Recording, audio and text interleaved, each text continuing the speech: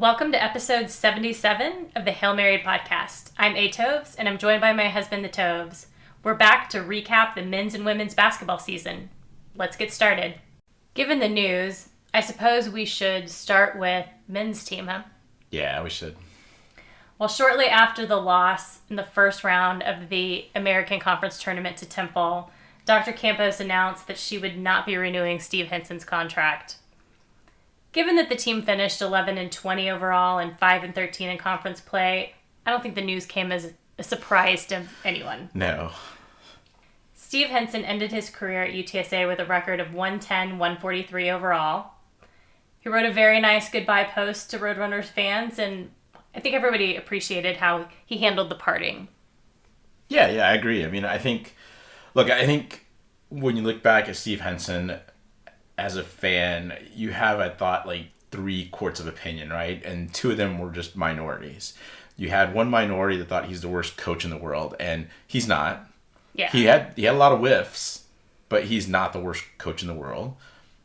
There's another camp that felt like he just never had the resources to succeed, which, again, not true, because you have to just look across the court to see Coach Aston, who has the same amount of resources, and yet her team has gone to the postseason and has made some postseason conference runs, and the season got to WNIT. So, I get that you're always going to look at the extreme fans Sure. and are going to be the most vocal, but I think everybody was more in between, where they saw the flaws, yet they still kind of hoped that there was still a run in him just to kind of end everything on a really nice note. And I think that was close to coming true. We'll go through it here in a second, but I felt like he handled some of these things well.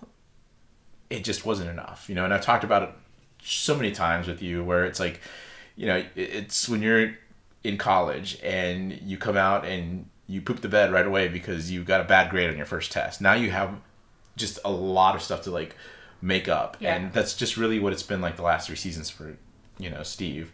He just hasn't been able to dig out of this hole. But you're right. That whole nice goodbye. It epitomized Henson. He's a really nice guy. Sure. Maybe he's not a head coach, but he got a chance to try here at UTSA, and we had some success. It just unfortunately wasn't sustained success. Yeah. It was interesting. We were talking to someone kind of about Henson and his time here at UTSA, and this person had called attention the fact that Coach Henson had a lot of success as a player in college, a lot of success in the NBA with the teams that he was with, success as a coach, assistant coach, and when he first came to UTSA, he took over the team that Brooks Thompson had and had very quick success with those same group of guys. Yeah. And it was almost like he just had success all throughout his career. And so when there were challenges, that kind of Mike Tyson phrase, like everybody's got a plan until they get punched in the face. Once he got punched in the face, he just didn't know how to turn it around. And you saw that there was success early on in his tenure here at UTSA, and then just couldn't replicate it in his later years. There were moments this season, but just couldn't replicate it and certainly couldn't sustain it. And I think I'll bring it up, but unlike Frank Wilson, there wasn't this bitterness about the lack of resources that he said right verbally. He could have been complaining to some people, and we know that, like I said, there was a group of fans who felt like he wasn't getting resources. There was an assistant coach that I think said something about that on Twitter at one point, former assistant coach. I think we all wanted him to succeed, because obviously you want any of the UTSA coaches to succeed, because that means, your athletic program is doing well. Right. So, it sucks, but that's just where we're at. And we kind of mentioned a little bit here about that little hot streak at the very end of the season, and it seemed like we were almost there, but Jordan Ivy Curry, if you don't know who we're referring to, fortunately gets injured in the SMU game, a game where he essentially led the team to victory, and that pretty much extinguished the season and honestly Henson's career, right? Yeah. Those last two games against Temple, they were just, I think really, really rough, especially the final game that we played in the conference tournament. We came back, we had that opportunity to win right at the end and just couldn't do it. It was just heartbreaking. Yeah, it was really tough moment, but I think when looking back at the game before and the regular season finale, he had Carlton Lingard kind of playing closer to the basket more, and Carlton, I thought, was a force. He impacted more, the team more when he was closer to the basket offensively, and I thought that was crucial. And I wondered why didn't he play like that more of the year? Because he certainly could have been, I think, had more statistical numbers that really helped the team maybe get closer to winning. I think some of these closer games might have turned because of the way Carlton would have played. It's just interesting. We also talked to a couple of people, and it sounds like Coach Henson wanted Carlton to play more around the 3-point line, and that's where he wanted him situated within the offense. Whereas assistant coaches actually wanted him closer to the basket, like he played in the regular season finale. I'm not saying that him playing, completely close to the basket would have changed the season. And I'm not trying to say that, some of these close losses still don't end as close losses. I think there's some other problems throughout. But I think, again, here's another whiff from Coach Henson. An opportunity that he could have maybe just listened and potentially changed the season around a little bit. I think overall, though, and I'll ask you this, do you think even if he did have a winning record or if he makes a run in the conference tournament, like that changes anything on his contract? No, I don't think so. I just think it might have made things more awkward, sort of like the Seth Luttrell situation in North Texas, right? Where you're like, you could have, should have fired him the season before. Then he gets him to the conference conference championship, and then that's when UNT fires him. I think it probably would have ended up in a situation like that where, it would have been nice to have that send off, I guess, in some way for Henson, but it just would have made it much more awkward and probably more contentious for the fans. Moving forward, had that been the scenario we were faced with. I like the Luttrell comparison because I think it's spot on. Had that happen, and that's what you get into, right? Mm-hmm. Let's talk real quick about some of the statistics. We won't dive too far into this, but essentially from last year to this year. So we're comparing Conference USA now to AAC play. Last season, the team scored 69.3 points per game. This season, 77.6 points per game. So there was improvement offensively, right? Which is a good thing. The other categories were essentially about the same. Right. So there really wasn't.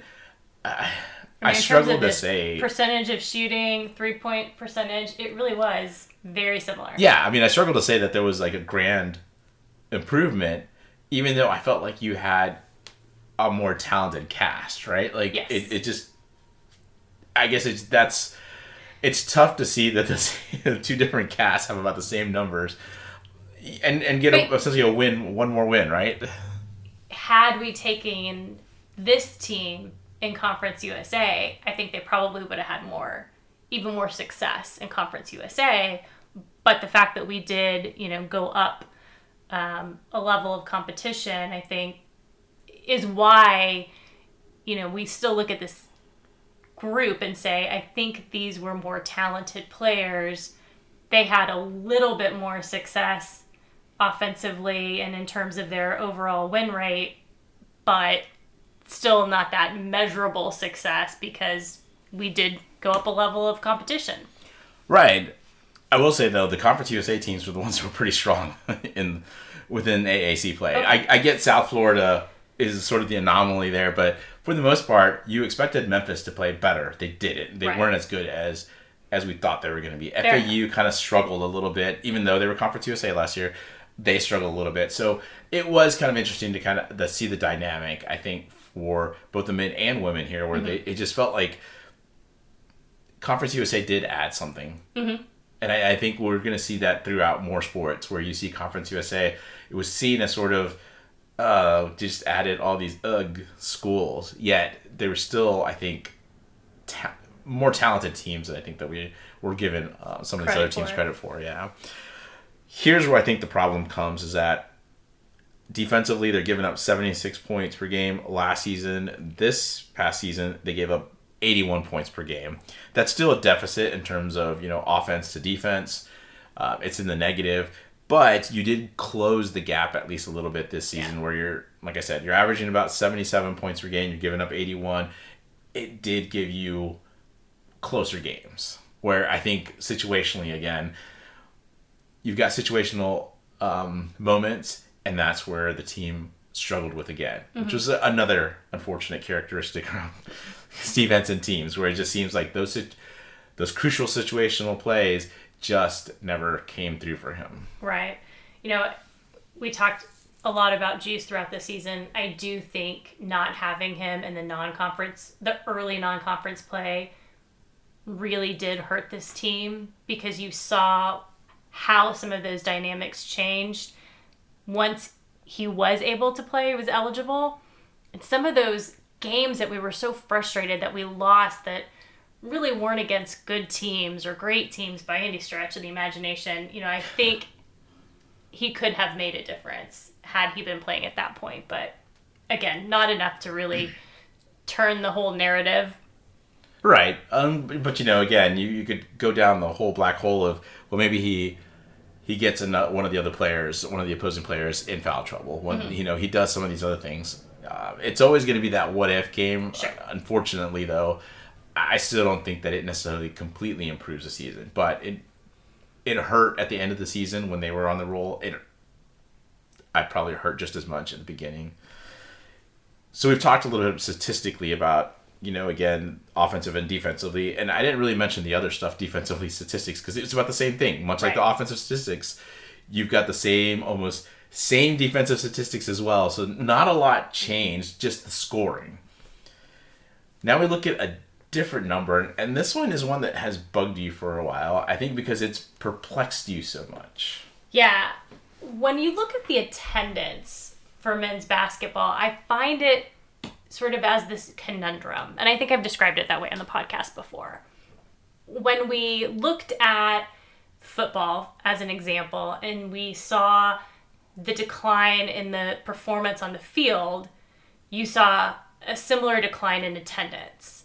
And I think that's really what pushed Dr. Campos to make the decision she did when she made it with Frank Wilson, because she continued to see the attendance numbers dramatically decreasing as, the performance on the field was really, really struggling. But when you look at the men's basketball team, you really don't see that correlation between performance on the court and attendance. And this year, certainly you can make an argument that there was some excitement in terms of the American Conference, being our first year in that conference. But when we look at attendance, this was the second best attendance out of the entire Steve Henson era. There was an 18% year-over-year increase. The only other year that Steve Henson had better attendance was 2018-2019. And it just kind of confounds me that, you aren't necessarily seeing an improvement in terms of, the overall performance on the court, but yet he continued to sustain and or improve his attendance, and it's a substantial improvement when you think about 18% year-over-year increase. And really on the court, there was only one game more that we won this year versus last year. Fair point. I will be the devil's advocate here and say I felt like there was more youth teams, and maybe it was the halftime shows as well. Yeah. But there was a lot more youth that were there for the men's games as opposed to the women's games. Like, it felt like the women's game didn't have as many youth teams show up and as many. I think it's just the youth teams really. So I would say maybe that had something to do with it, because at halftime Kind it of would clear out. Yeah. Now, I say that, and I remember back a couple of seasons ago with Coach Saban at Alabama had talked about the fact that, the kids aren't staying in the stands, right? So, there is a question there, is maybe are we really keeping their attention or are we not? And, with the families leaving at halftime, maybe the product is affecting that. Now, I think the key to watch here is the students, because as the football team got better, you saw the student attendance kind of blow up. With the basketball team, look, students have made a complaint about like having to travel all the way to the Alamo Dome. Here, the convo is, on campus. Yes, right so, here's your chance to like prove us wrong here, prove the adults wrong, and say, look, we'll show up for a better product. But you got to start showing up. I mean, and I think that's what you've got to see from the students is if they're showing up more to when Austin Clonch is there, if the team starts having more success, then I think we can finally, maybe answer this question a little bit better by saying, some of these other variables maybe are just that. They're just variables that don't really matter. I'm going to be very interested to see, how the attendance changes over the next couple of years, with a new coach, and assuming that we have, success and sustained success. It's just sort of been interesting to me that it just doesn't, performance on the court doesn't seem to be correlated with the men's basketball attendance. I don't know, it's just very odd, but it is. And the other problem is that we don't really know, we know that there's pockets of fans that travel to see some of these visiting teams. I wouldn't say that's enough to affect, but it's one of those things, and it is perplexing. The more I try to be the devil's advocate here, the more I keep coming back to you and going, I think you're right. I think it doesn't matter, but we'll see, right? If we see 2,000 people in the convo next season because the team is playing well, there you go. That's what it is.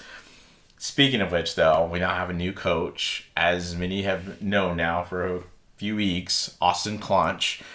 Former assistant at Alabama. I say former because they got knocked out of the Final Four over the weekend. And he previously was a head coach at Nicholls State. If you don't know some of this information, or you do, bear with us, because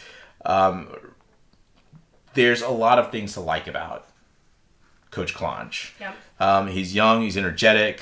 It looks like more of a defensive philosophy behind his coaching, something we didn't have previously in my opinion, with Coach Henson. And Nicholls State, when he coached there, had the fewest resources in Division I. Yeah. So we're really hoping that Alabama didn't ruin him in that one season, because again, you can hear people talk about UTSA's resources and listen to them complain about it, but if you want to talk about lack of resources, then you really need to look at Nicholls State, because they have historically had some of the lowest athletic budget in Division I basketball. So if he was able to find success with that lack of resources, then he's probably going to feel, at least at first, like he's got a lot more to work with here at UTSA. Yeah. Or at least a lot more potential to work with at UTSA. And most of the coaches at UTSA have done a very good job of working with less resources. Mm-hmm. I mean, we've talked about on the pod how we've gotten kind of tired of Coach Strela talking about the lack of resources, him wanting more. You talk to any other coach and they also want more. So totally understand that, but they've also in many cases have done such a phenomenal job with the lack of resources.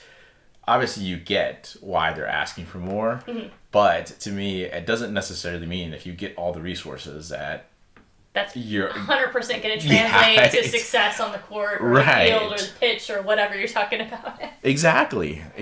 So I think Coach Clonch is going to be a nice fit. I think it'll be interesting. You know, you talked about Alabama. I'm kind of interested in the on-court stuff. Like, does he bring the Alabama philosophy, offensive philosophy to UTSA? I would be a little eerie of it, and I'll tell you why. Because, and looking at Nate Oates' offense, it was eerily similar to what Coach Henson kind of did, which is a lot of three-pointers, and then shots inside close to the basket. There weren't a lot. There were very, very few mid-range jumpers, which I think there needs to be a kind of a nice mix of them. You know, I see this with the women's team. They do a good job of mixing, you know, having some, you know, mid-range jumpers, you know, driving inside, shooting from three-point range.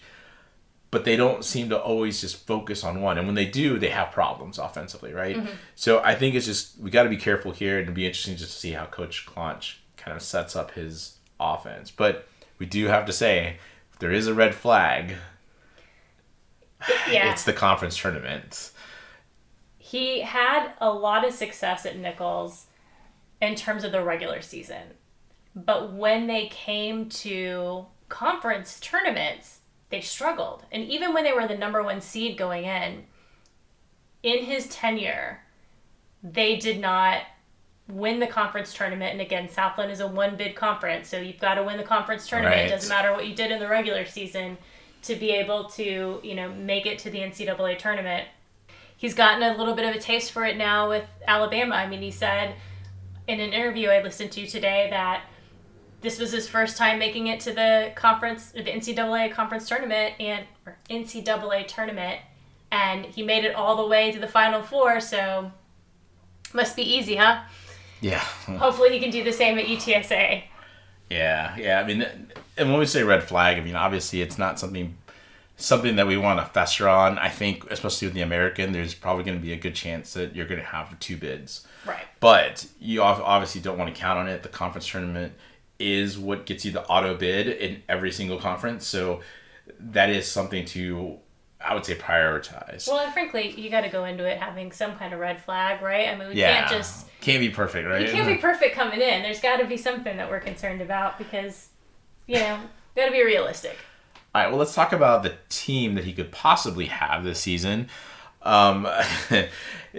So we're talking about a team that's pretty much now is going to be a lot like the last couple seasons, where Right. we have no clue who's going to be on the team. Yep. At least right now, because you have a leading scorer in Jordan Ivy Curry, who did, you know, again, we've already kind of talked about a little bit, had played so well with Steve Henson.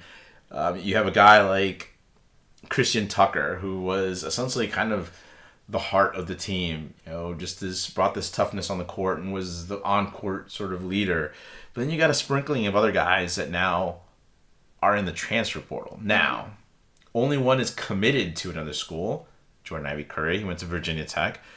But you have guys like Trey Edmonds, Chandler Cuthrell, Masal Diouf, and Adante Holloman.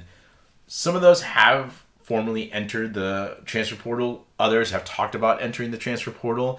You know, we'll probably see a lot more movement on the transfer portal on April 11th, when Coach Clonch is officially announced as the UTSA head coach, and he gets to do his opening presser. So those guys, we can say, most likely are going to stay in the portal and leave. However, we've got some other guys that could be returning. Yeah, I mean, we do have one player who has for sure said that they would return, and that's Nazar Mahmoud. He was a freshman this season. He is the only player who has affirmatively come back and said, I will be back for my next, for next year. PJ Carter is the other big name that we've kind of been keeping an eye on. He was a player that we felt like was very successful this year, was really someone that was kind of key to the offense. And he's not said anything. He hasn't committed to coming back. He also hasn't said anything about going into the transfer portal. I will say this, PJ, if you hear this, we are down with you returning.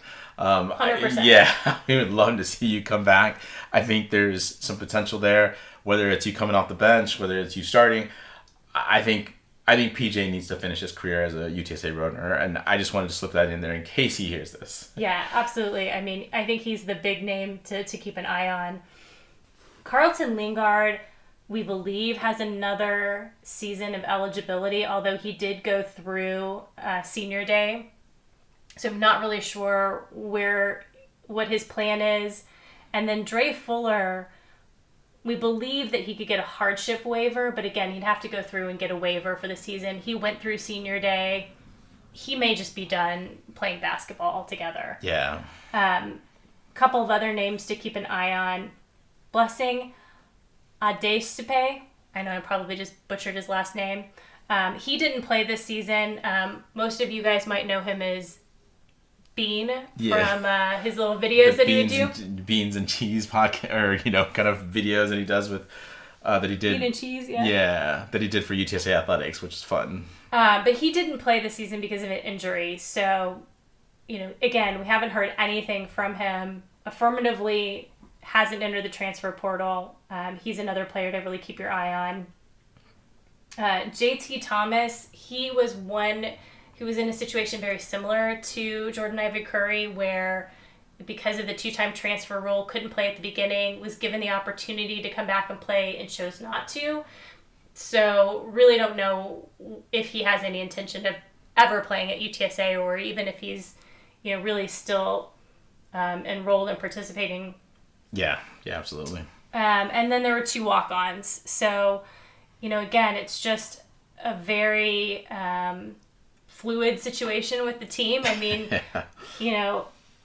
Coach Clonch is going to get into town. He's going to meet with these guys that are still on the rosters. Probably going to meet with some of the guys that are in the transfer portal, I would assume, even though he's talked to everybody on Zoom, but really getting to meet with them in person may make an impact.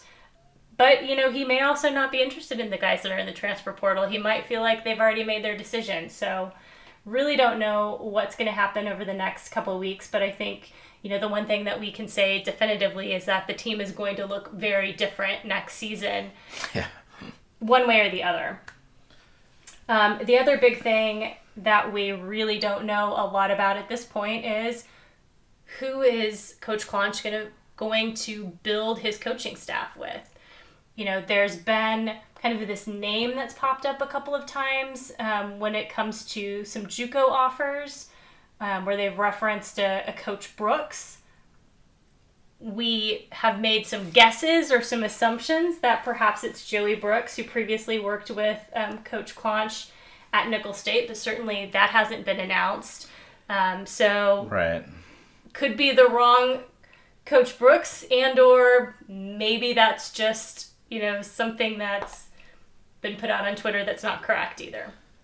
Right, and then I would find it hard not to believe it wouldn't be Coach Joey Brooks. Looking at him, he's really mentored several guards in his past positions as a graduate assistant and then as an assistant coach. So I wouldn't imagine that he wouldn't be the guy, but we've been surprised before, like you said. Sure. So it will be interesting to see who he brings in as an assistant coach. Just as everything kind of gets built, you start seeing more of the roster, you start seeing the coaches. It's just going to be fun to start kind of, start really having that hope for next season, right? Yeah, and I think that's something that's been lacking in the last few seasons. The just hope kind of that a, excitement. Right. Looking forward to what could be. But again, don't be surprised if we get picked at the bottom or near the bottom of the American Conference preseason, simply because people are going to look at this team and say, we don't really know what to make of it. We're not sure what it's going to look like. Right. We're not sure how all these guys are going to play together. I would expect that us and Rice will probably be the bottom 2 on the team. Depends, who they forecast one over the other. But Rice has also had a coaching change. I think the only maybe advantage Rice has is the fact that the coach that's coming to Rice was the former coach at SMU. So there might be a couple of familiar faces if he's able to, bring some players with him from SMU. Maybe that gives them a slight advantage, but it's going to be a big question mark and a lot to talk about over the next couple of months. Yeah, and we'll continue to tweet out or retweet any information we get. Again, if there's something that we do know, we'll certainly pass it along. But I think we can wrap a bow on the men's side and go on to a little bit happier note on the women's side. Mm-hmm. Our women's team finished 18-15, 10-8 in conference. They again made a nice little run in the conference tournament.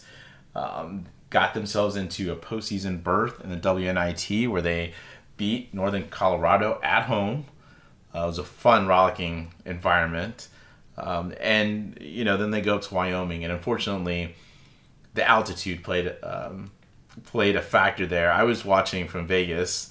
I really couldn't hear. I just was trying to put my earphones in, and I still couldn't really hear what the announcers were saying. So I just watched along. It was disappointing, but I couldn't quit this women's team. I had to watch them, even that last game. I think the two big things there were, first of all, you had a very quick turnaround from the win on Thursday night at the Convocation Center, and then the game was on Sunday, and so the team either had to travel on Friday or Saturday. They chose to travel on Saturday and kind of take Friday to rest. The problem with that is, you travel Saturday morning, so then you have this compressed schedule, and you really don't have a whole lot of time to adapt to the altitude. And while you may not necessarily think about altitude with Wyoming, it's very similar to being in Denver, Colorado, for example. It's a very high altitude, and that can play, that can be a big factor in how you are able to play when you get there. I mean, I'm certainly not an athlete by any means, but just going from San Antonio to Albuquerque, I really struggle, making that small of a difference in altitude, just personally. So I can't imagine going somewhere that's even at a higher, altitude, and then having to run and go back and forth on court. And you could just tell that the girls were really struggling, probably between, the quick turnaround, the altitude, and the fact that they'd played so many games that season. It's just a grind. I think it just kind of all caught up with them. Yeah, it did. And, I think while this team was deep and you could throw out as many bodies out there as you could, they looked tired.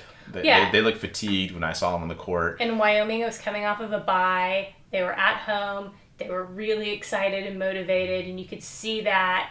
It was a good crowd, cheering for them.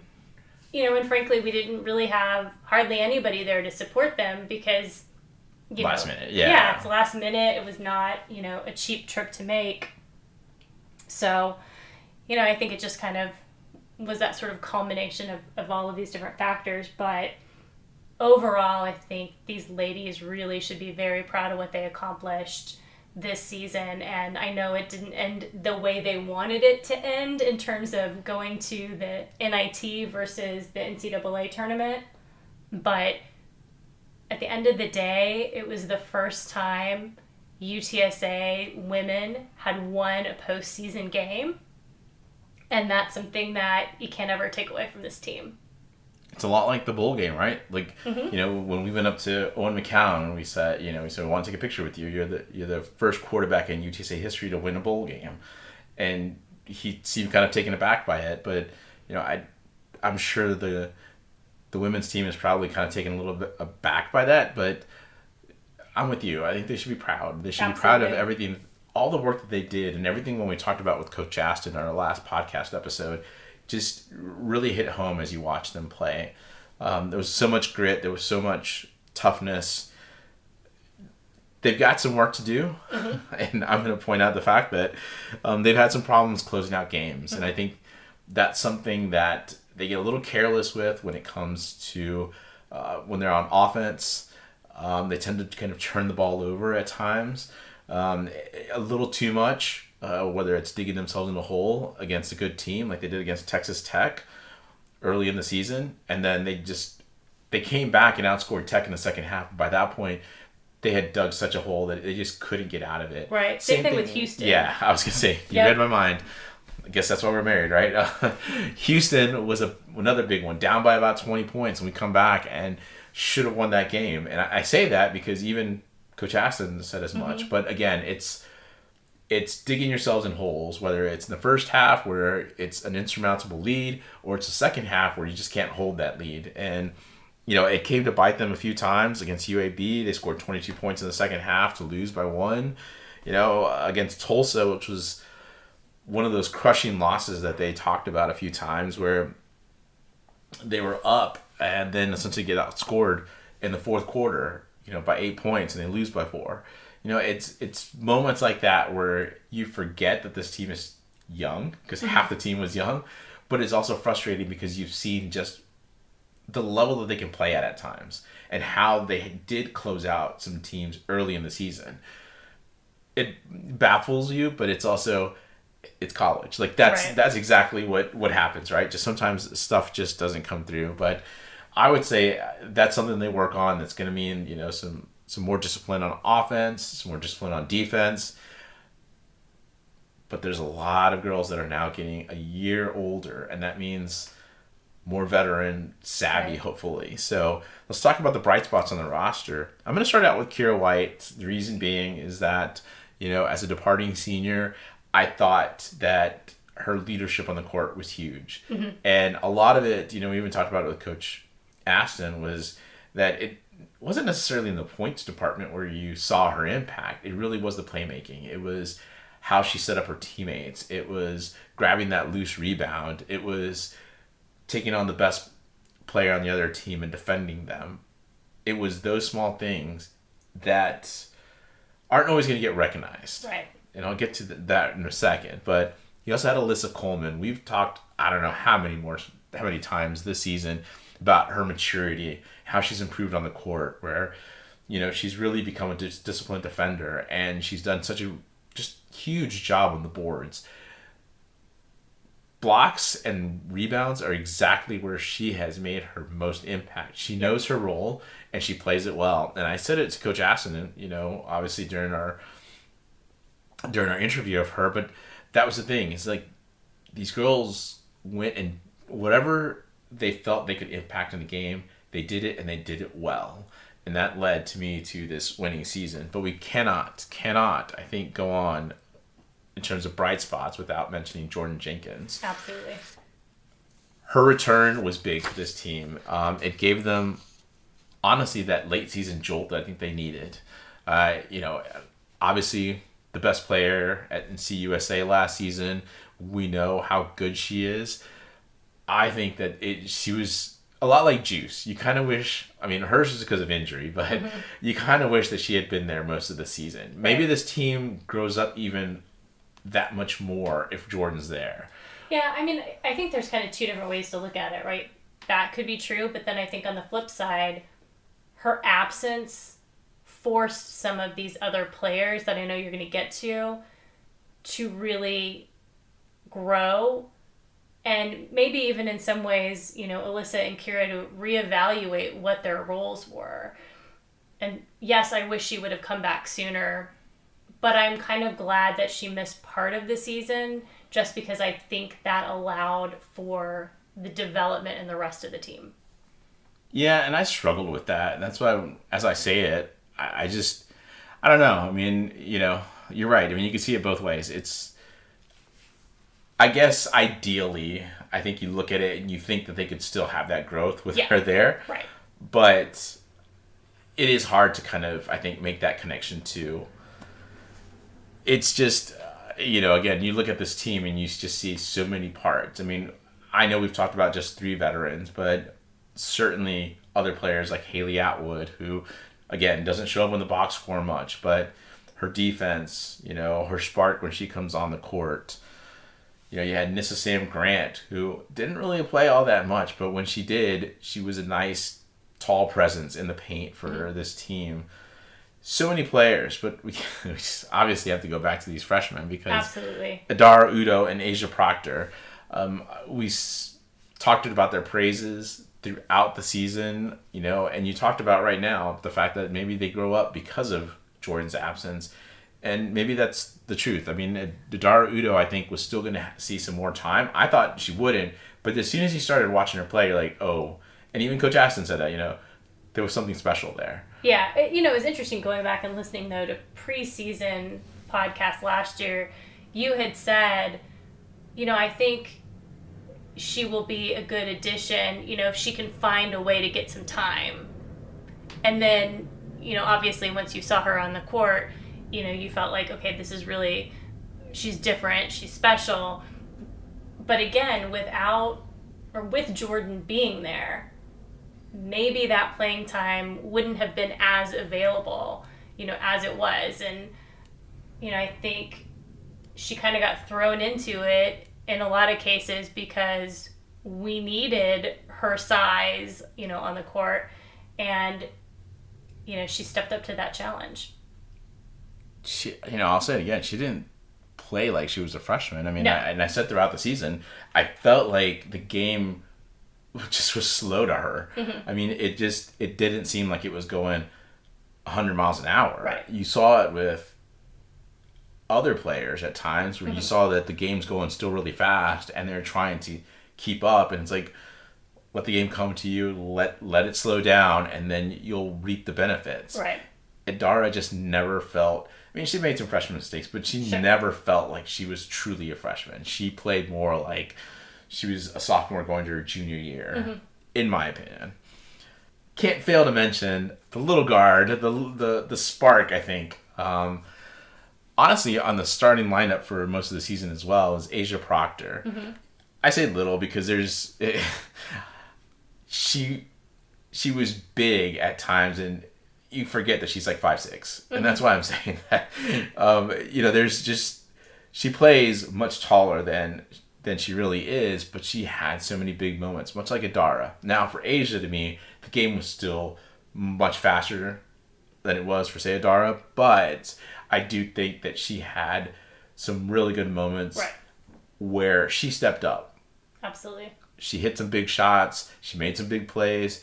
And I think as the season wore on, I kind of saw her really buckle down a little more on defense. It felt like that's where she started making a little bit more of an impact. And, again, maturity there. It takes a little time. I mean, everybody can play offense. Everybody wants to play offense. It's playing that defense that, as I already mentioned, Kira plays.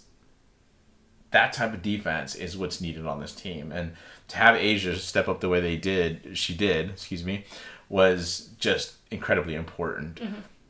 All of this to say, because none of these girls really put up stats, and that's really what drives a lot of the conference honors, none of our road earners essentially got any sort of accolades from the AAC. Yeah, and I think overall that was very surprising, but again, when you do start to drill down into, we really did play team basketball. Yeah. We did not have a star when Jordan was not on the court. And so, yeah, I'm sure that kind of got lost when you were really comparing them as individuals to an individual on another team. But certainly hope that they use that as motivation for next season, because I can picture several of these players being on the all-conference team next season. Yeah, I agree. And again, I think, as much as I'm saying it sort of nonchalantly about the fact that they just didn't put stats up, you hit it on the head. I mean, spreading it around and having different players step up at different times was huge for the team overall, but it hurts you come the end of the season because you're just not going to have those stats, those accumulated stats that somebody around the conference, they're just going to say, oh, so-and-so had, 13 points per game and 11 rebounds per game. All right, maybe they just weren't as good as Adara. Maybe they weren't as good as Alyssa. Yet they're going to get the honor over them because of without those stats. So let's look at the overall season improvements. What's interesting here is that we didn't really see it huge improvements offensively. I think watching them on the court, you did, but statistically, you had a little bit better 3-point shooting. A lot like the men. There wasn't a lot of statistical difference here. Still average about 64 points per game. Now, defensively, I think this is where you see things a little bit more clear as to why this team was better this year, because the defensive numbers, percentage-wise, dropped. Teams didn't shoot as well against UTSA, whether it's just regular field goals or 3-point shooting. So that helps, right? But the big thing is here they dropped in terms of the points they allowed, almost 4 points. Last year they were putting up close to 65 points, but they were giving up 67. This year, putting up about 65 points and they're allowing 63. They're winning those close games now. Right.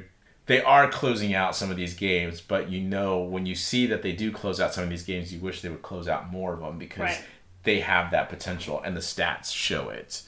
So this is the type of improvement I think that we're going to want to see from the men's team. We see it with the women's. Now we're going to expect it from the men's team moving forward. Some way too early thoughts for next season. Obviously, talked about Kira White is leaving. Nissa Sam Grant and Haley Atwood are also leaving. But big news, Alyssa Coleman and Jordan Jenkins both announced that they were going to return, which is huge for this team because that gives 2 pieces of veteran presence that are going to be really key as we go into the second year of the American Conference. Absolutely. Can I just say, though, as a West Wing fan, Jordan Jenkins' video on her return felt very West Wingish. Yes, yeah. I really liked it. It had that taste to it. They didn't do it exactly like the West Wing, but maybe next year they'll give you creative rights on whomever it is that they're going to announce. Yeah, anybody UTSA needs some help, I've got it here. I get creativity just flowing out of me. But seriously, coming back to some of the players that will potentially be coming into this team, you have freshman guard Mia Hammonds, 6'3" player. She looks talented. We've kind of followed her as she's played this season. I believe it's at Steele. She brings, like I said, she brings size, but I think you start seeing a theme with Mia, and we've said it before as we kind of talked about the additions to this team, because you have forward Taylor Ross, who's 6'1", and then guard Damara Allen, who's 5'10", size. Yeah, you definitely needed some additional height on this team. And Coach Aston's talked about the need for the height and athleticism on the wings, and she's bringing it in. Now, we do lose Maddie Cockerell. She just had essentially an injury-plagued freshman season. This season, she picked up, I think, a couple knocks a few times, but it just never seemed like she was able to really cut out that backup point guard role on this team. So whatever the reason it be, I hate to see her go, but, hope her well for wherever she goes from here. Yeah, hopefully she finds a place where she can get some playing time. Certainly it's tough to see our first person in the transfer portal from the Karen Aston era, but, these are situations that are going to come up when you have players that are good, but they're just likely not able to get the time that they really want, on the court. Yeah. And like you said, it's unfortunate, but what's not unfortunate, I think, and we both agreed as we typed this down, is that we're going to likely see these UTSA Roadrunners in at least the top third of the conference, if not a little bit higher. I think this team is, I've said it quite a few times, but this team is going to make some noise, and it continues to make some noise, and you're adding just piece after piece here. It's tough not to let me back that up. It's tough not to love what the future holds for these UTSA women. I think there's hopefully a conference title in the future. I've talked about it before. This is last season when I talked about it, but you see their growth. You see how they're propelling this program forward. It's tough not to get sucked up into the enthusiasm and not want to just. I'm ready to see them play again. So yeah, absolutely. And kind of going back to the attendance conversation we had with the men, the thing that continues to surprise me with the women's program is we've seen a huge increase, don't get me wrong, in terms of the Karen Aston era compared to, the previous coach.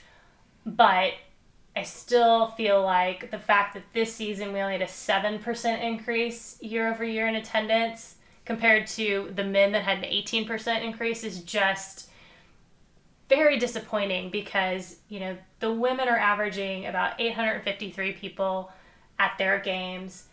They are giving the success that we want on the court. They're very exciting to watch. They play tough defense. They're willing to get scrappy, be aggressive, all of those things that are exciting in a basketball game. And yet it just hasn't translated into what I think the attendance numbers should be. Hopefully with the success just in general of women's basketball this year, with the amount of people that were watching women's basketball in the tournament, hopefully that can get people excited to come and see UTSA, their home team. Additionally, we've got 2 of those 3 freshmen that you mentioned from San Antonio. Taylor's from Brennan High. Mia's from Steele. So hopefully we can continue to see, bigger crowds come and support these ladies because they really do put a very exciting product on the field. And I think anybody who comes and watches a game will want to come back and watch another one. Yeah, and I think to wrap that conversation up, the thing is even Coach Aston said this, as they continue to improve their RPI, their net ratings go up, which means that teams will be more willing, better teams will be more willing to come play here in the Convo. And that's big because you get some better teams coming in here, you get some big crowds. Right.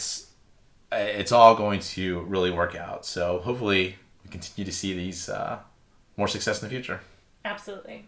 Before we go, let's talk a little bit about some of the other things going on in UTSA athletics. Football is having their spring game on Saturday, April 13th at 2 p.m. at the Alamo Dome. Not going to spend a lot of time today talking about the football program because after that game, we'll do a podcast kind of wrapping up the spring game, the scrimmage we went to, and all of the other news that's come out of the football team this spring.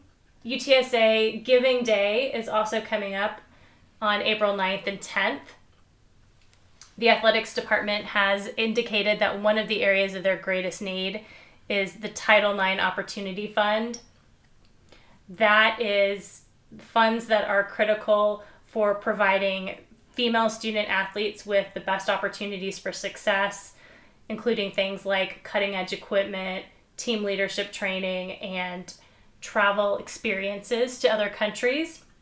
At Giving Day, there are a lot of different opportunities if you're able to donate to UTSA athletics and or to the university in general. So if you have that opportunity, I would just encourage you to kind of look at all of the different programs that are available and see if any of them speak to you, and if so, find one that you feel comfortable donating to. Yeah, and if you've seen the Giving Day video, you may have recognized, maybe you don't recognize us, but we made an appearance in that video. It was a lot of fun recording it. Obviously, Atos was the star of the 2 of us, but it was fun to be a part of something for UTSA, and hopefully, like Atos said, if there's something that you really want to donate to when it comes to UTSA, this is a great opportunity to do so. Let's talk about some UTSA softball, though. Yeah. They are about 3/4 of the way through the season, their first season under Coach Vann. Yeah, let me tell you, she's so much fun. We went to the last basketball radio broadcast, and she actually happened to be there along with Coach Hallmark, Coach Aston. Coach Hallmark, first of all, I didn't recognize Coach Hallmark without his cap. Yeah, it was kind of strange. He wasn't wearing his hat, and that was probably the first time I've ever seen him without one. So yeah, I almost didn't recognize him. He just seemed like a dude that had walked in to hear Coach Aston and Coach Studeman, Coach Van, sorry, talk. So I was like, all right, another fan, right? And then he went up there and talked, and I was like, oh, well, I need to kind of pay attention more to Coach Hallmark, I guess. But again, to be fair, didn't have his hat on, so I didn't. It's I like didn't if we notice. saw Coach Traylor without his trademark white hat, I'm not Right? sure we'd recognize him either. Well, but Coach Van actually came up to us. Obviously not a big room for the basketball radio shows, but she came up to us a little bit. I got to show off some of my softball knowledge. Probably didn't impress her that much. It's impressive to you because Yes. you don't watch as much softball, but just talking to her about some of the things, in terms of what I thought UTSA needed in their softball program. She didn't seem to disagree, and she was hilarious. All right, I just She's just got put a it there. big personality. You can definitely see, how she can be very engaging with players and with donors, and sort of how she fits into that overall coaching staff. Whether it's with Coach Aston, Coach Traylor, so. Yeah, she told a story about a recruit, and I'm not going to go into it here because I don't want to get her in any trouble, but it was fun, just the way she was thinking about it long term, and she was telling it really to Dr. Campos and a couple of the other few of us that were there, and it was just kind of hilarious because Dr. Campos had one reaction, and Coach Van had a completely different one reaction to it. So it was fun to just see that, again, also seeing the sort of relationship with, Dr. Campos. Yeah. It's you can tell that they work well together. But this team is currently 12-29, 3-12 in conference. Look, I get that the record doesn't sound great, but it's 4 more overall wins than last season. And right now they're currently tied for the amount of conference wins they had last season. So, still plenty for this team to kind of work on, but that Coach Van is already out there kind of hustling. She's already kind of mentioned to us that she's looking for players. So certainly a lot of excitement, and really to kind of dive into that excitement, you have a chance this weekend playing at home against Charlotte, and then you can see them play against Texas State next Wednesday. A nice rivalry game. Yeah. I think there's a lot of potential for this team, and, we're just going to continue to see that momentum grow. Like you said, may not necessarily see it in the record this season, but you can definitely see that we're on a different path, and, you're going to see that success year over year. Yeah, absolutely. And hopefully, I'm hoping that we can get out to some more games, but, we'll see how it goes, I guess. Nothing against Coach Van, but definitely want to spend more time around her because she's definitely a lot of fun. All right, well, I think that about wraps it up for us on the Hail Mary podcast. I'm Atos. And I'm Toes. We'll be back soon with our spring football coverage. Birds up.